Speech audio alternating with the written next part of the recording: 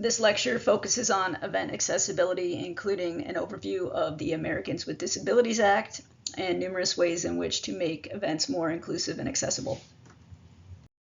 The Americans with Disabilities Act was passed to provide people with disabilities greater access to society.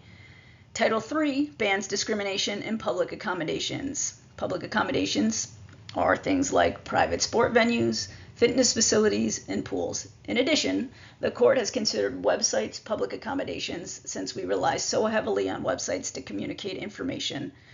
So what this law did was it forced these sites to become more accessible in a variety of ways, which I'll go into in a few minutes.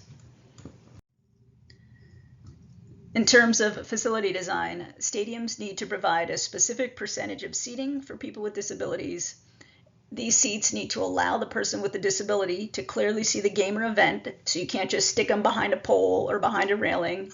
In addition, the caregiver that's working with the person with a disability also needs to have an adequate seat.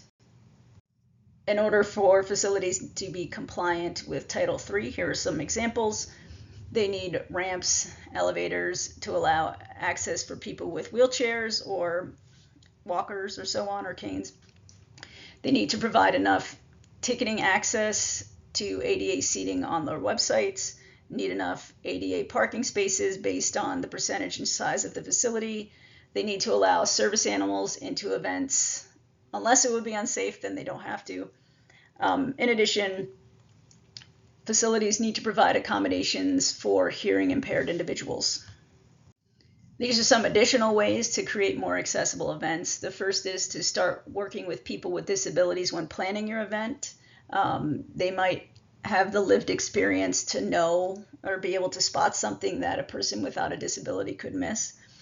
Place clear signage at the venue so that people with disabilities and people without know where things are and know how to access various places. Create consistent guidelines for equipment, specifically in eSport events. There seems to be some inconsistency about how to make events more accessible and the types of equipment that could be used for an eSport tournament. So having more consistent guidelines would alleviate those issues. Create inclusive and accessible online materials for your events. So things like subtitles for videos, alternative text for images so people with a screen reader can read the images or see, and make the PDFs accessible for screen readers so that people can easily read and understand the event information. The Americans with Disabilities Act Title III focuses on public accommodations and making those accessible. So in event management, this is your facility and event venues, as well as your website that communicates the information for your event.